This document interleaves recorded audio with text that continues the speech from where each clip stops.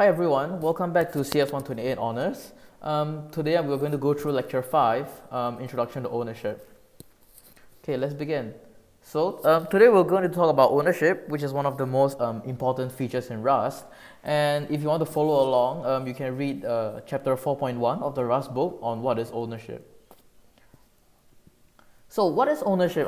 Ownership is Rust's most, important and unique feature.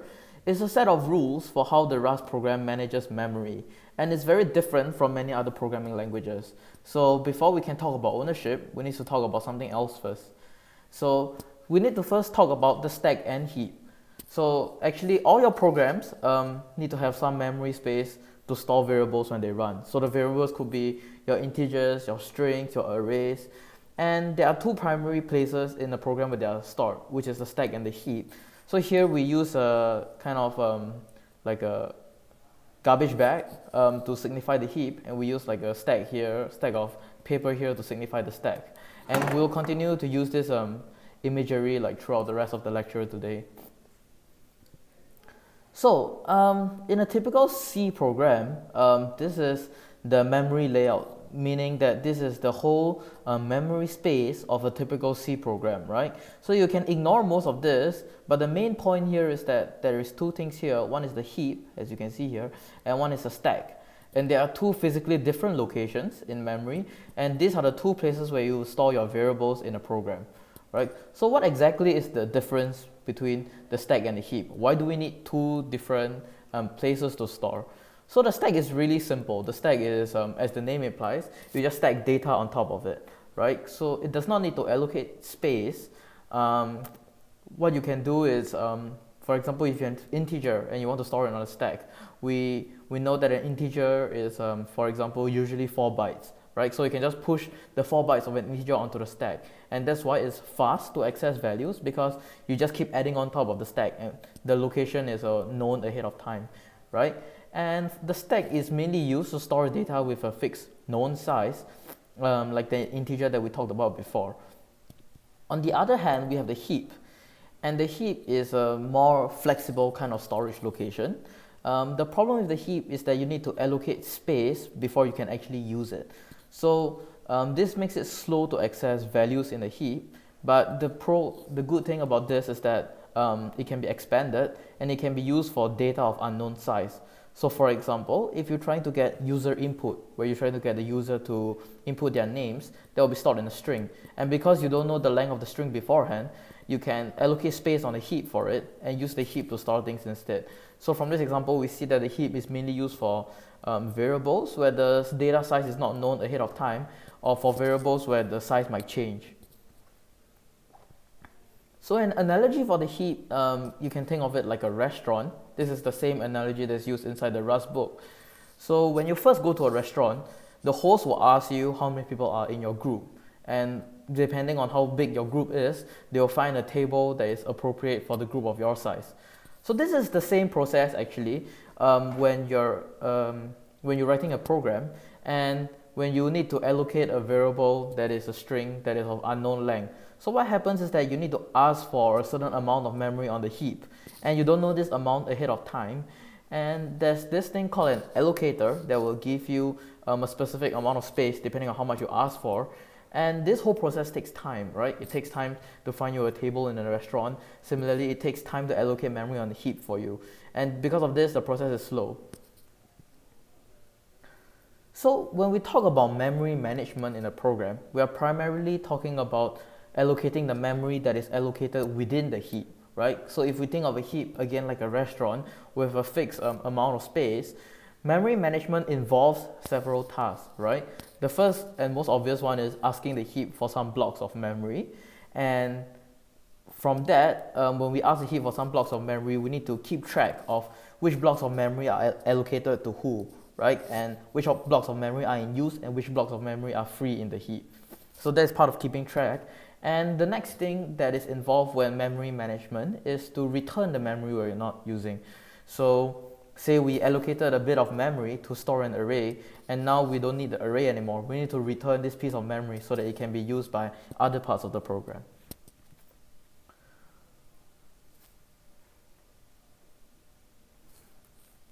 Hold on.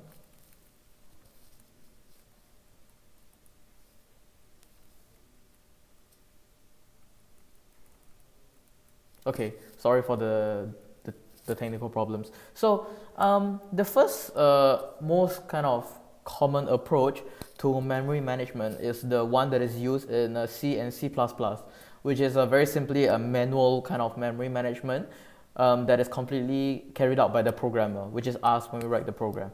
Right? So what happens when you write a program in C or C++, when you actually need a bit of memory space to store an array or to store a string, right? We'll ask an allocator. So for people who have programmed in C before, it will be something like malloc or calloc, and you ask the allocator for some memory space. And when we ask for, say, 10 bytes of memory, the allocator will return to you with a pointer, and you know that with this pointer, you can write to 10 bytes of memory at this pointer. Right? And then when you're done using this space, you have to manually call another function, for example, free, to free that space using that pointer that you were using before. Right? So what is bad about this whole approach to memory management?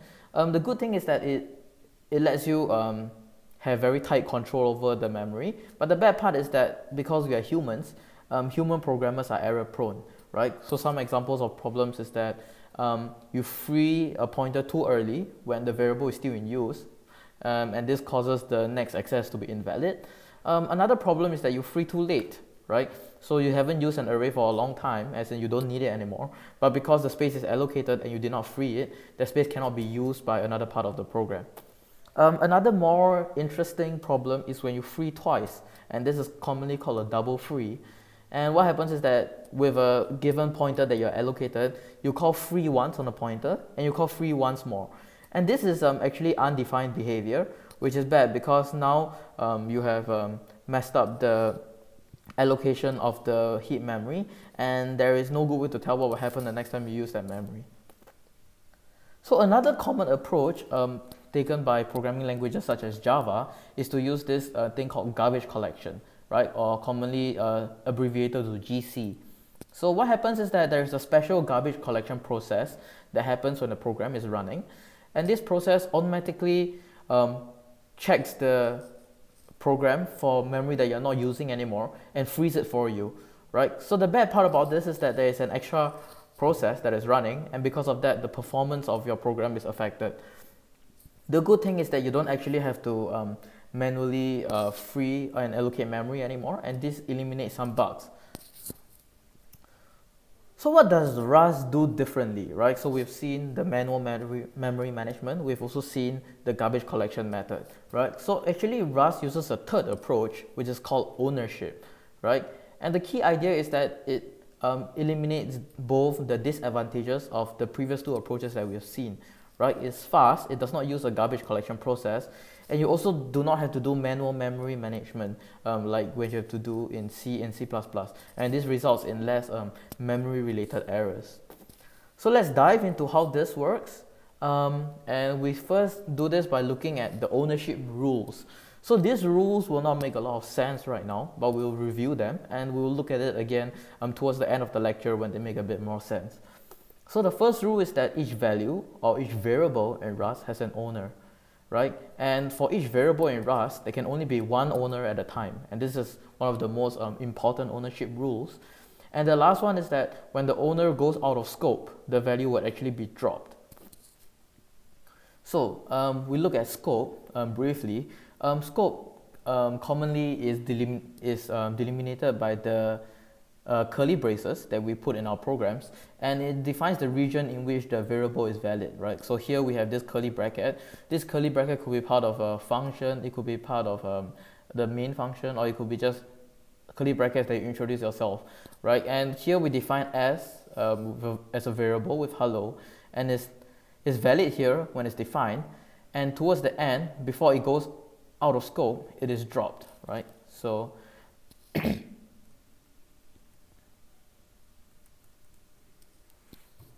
hold on. Yeah, so when it goes here and S is no longer valid. So now we look at a different kind of string. So we've seen before this that that we have a string literal, which is written here as an NSTR, and then there's a capital S string. And we know that in Rust, these are two different kind of data types, but we've never really elaborated much on it. And today we'll dive deeper into why there is two types, and we'll see the differences. Right, so let's talk about the capital S string. It's a bit like a string object in Java if you have done CS124. So what happens here is, for example, here we have a variable S, and we define it like this, string from. This is a method, and we can define it with string from a hello. And this will actually make a string object S. And another way we can do it is we can do this, let empty equals to string new, and this creates a new empty string.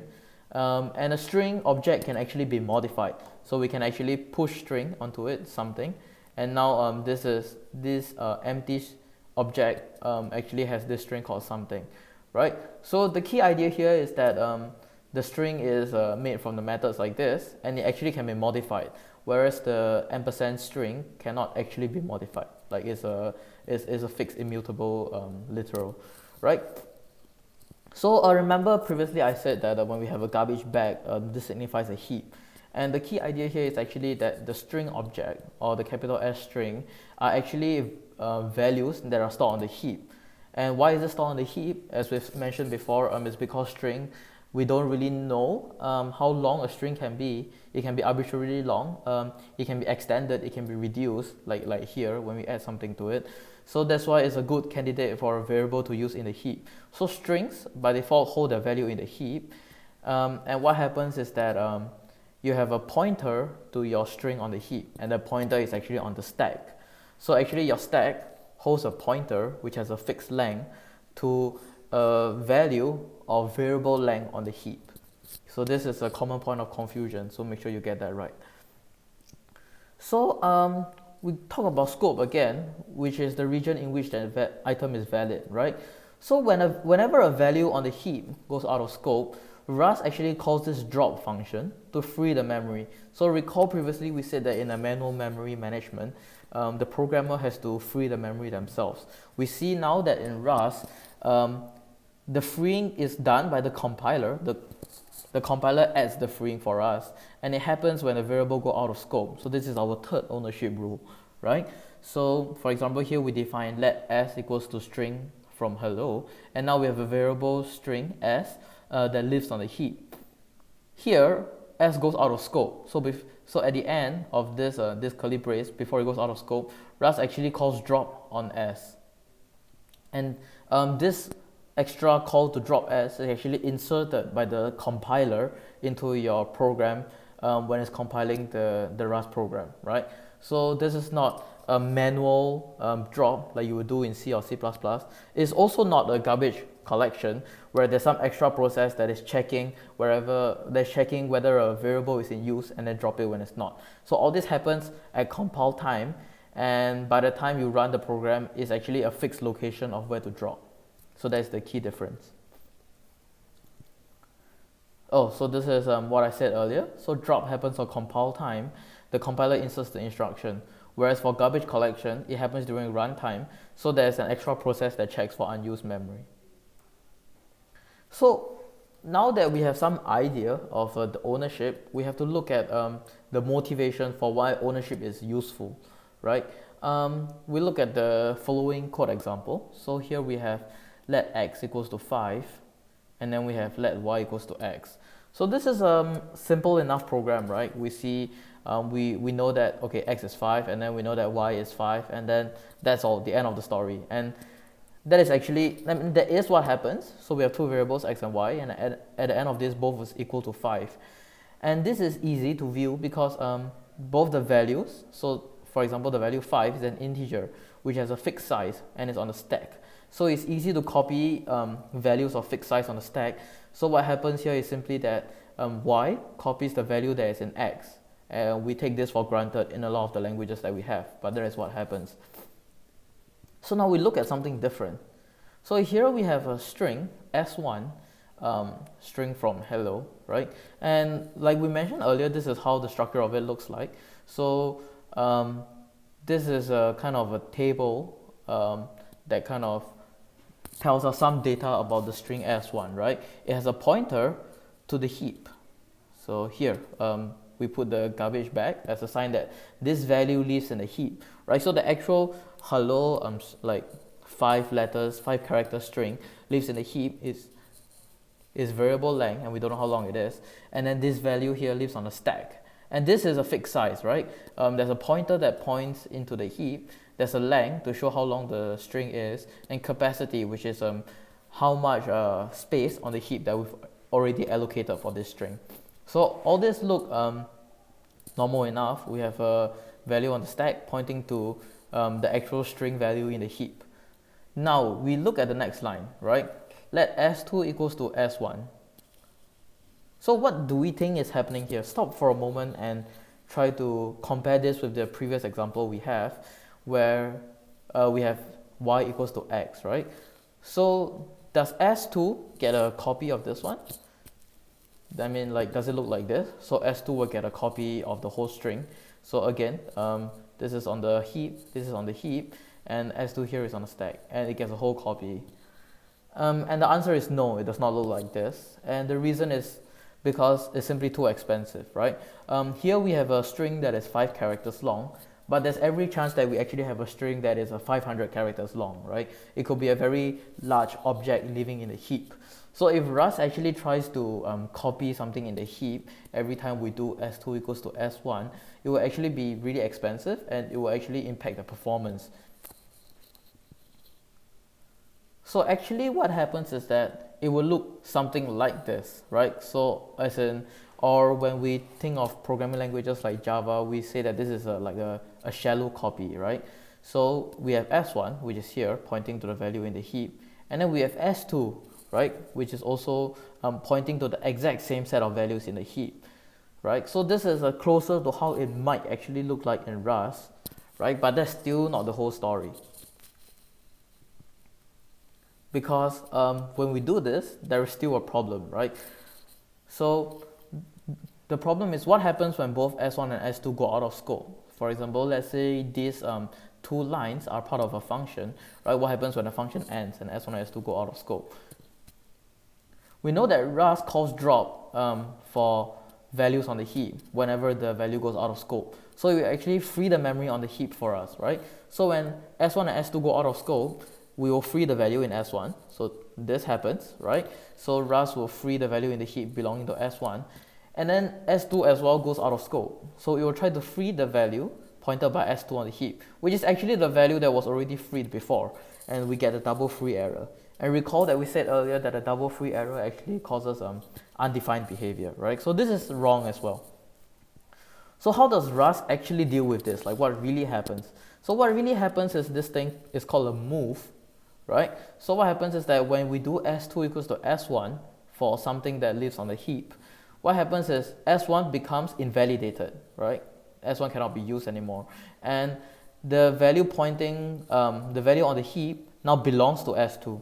So we've said, we think of this as the ownership of this string is moved from s1 into s2, right? Or we can say that s1 is moved into s2. So like this, s1 is invalidated, and now we only have one valid variable pointing to the value on the heap.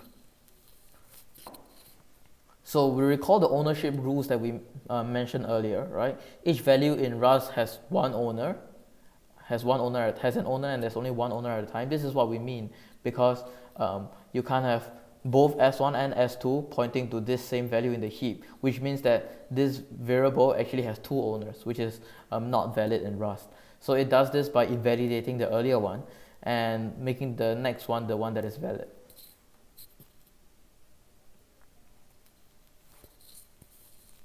So what happens if we actually want to copy S1 into S2? So a way to do the copying for values that live on the heap is to actually use the clone function. So here we have S1, and then S2 is just equals to S1 the clone. So this will actually achieve the effect that we intended earlier. I think in some languages you will call this like a deep copy. And the problem with a clone is that the good thing is that it gives you this where now they're referring to different variables, and there's two variables with two owners, right? The problem with clone is that sometimes the variables can be very large. The data that is held in the heap can be very large, and so clone itself can be a very expensive operation if used like not carefully. So if you sprinkle clone everywhere in your code, there's a good chance that it will take your code will actually have a performance hit. So we should use this sparingly and only when we need it. So let's do a demo where we try to run some of the examples we saw in the compiler and see what happens. So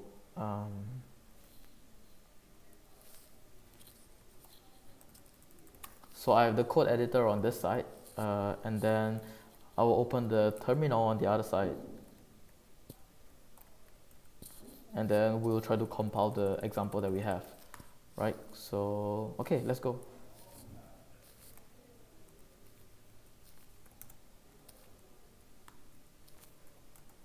So we let s1 equals to string from, okay, let's just call it hello.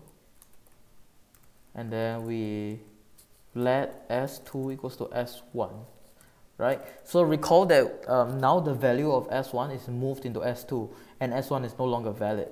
So what happens here if we try to print out the value of s1?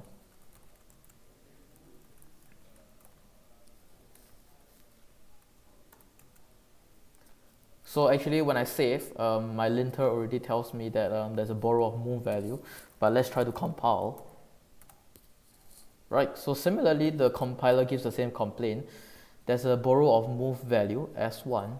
So actually like we mentioned before,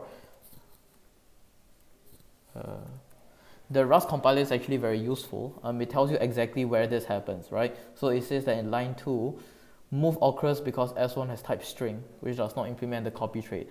This basically means that s1 is a value that lives on the heap and cannot simply be copied, right?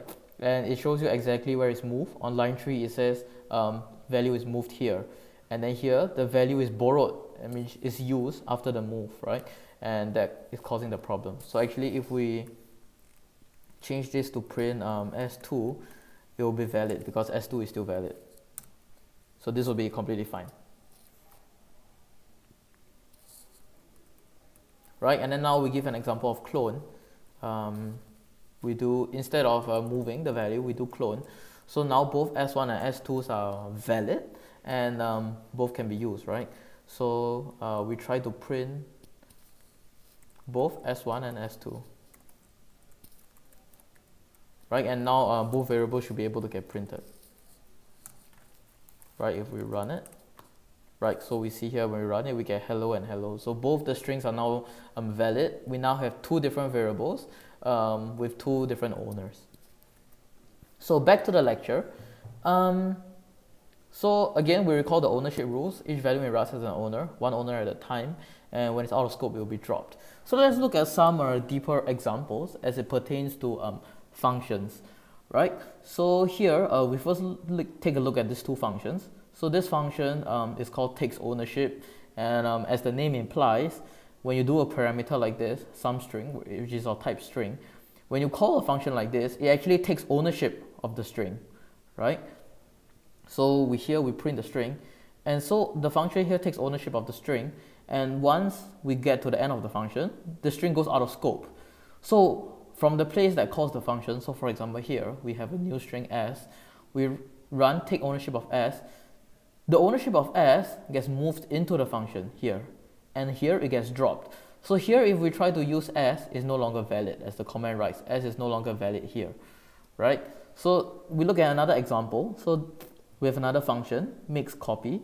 So it takes in a value, integer i32, right? So you might think that, oh, so this function also takes the ownership, but actually it does not, because for values like i32, the size is fixed, so it lives on a stack instead of the heap. And because it lives on a stack, when you call a function using values like this, it gets copied, and so it doesn't affect the original variable at all, right? So the integer, some integer goes out of scope here, but the original variable can still be used. So here let x equals to 5, and then we pass x into the function, which is a copy, right? So afterwards here, x is still valid and you can use it. Now let's look at another example, right? Before this here, what we are trying to show is that the function parameter can take the ownership of a variable, right? Now we show that the return value of a function can also give the ownership of a variable. So for example, here we have a function called gives ownership, and what it does is that it returns a string. So whoever calls give ownership will get the ownership of the string that is created. So here we create a string, some string called yours, and then recall that in Rust you can return the function like this, or you can return from a function like this, and it just returns a string. So here when we call let s1 equals to gives ownership, s1 is now the owner of this string that gets passed back, right? And then now we look at another function. This is a combination of the two concepts that we've mentioned before. The parameters a string, which is of type string, takes ownership of the string, and then now it returns the string, right? So it just takes ownership of the string and returns the same string back. That's why it's called takes and gives back. So here we have s2, which is a string that we define, and then we run takes and give back on s2 and put the return value into s3. So the tricky thing here is that s2 is now actually moved into s3. s2 is no longer valid because the string variable here, at first the owner is s2. When we run this function, the ownership gets passed into the function, it gets returned through this way, and it gets returned to s3. So now s3 is valid, whereas s2 is not. And that is something you will explore in the next homework.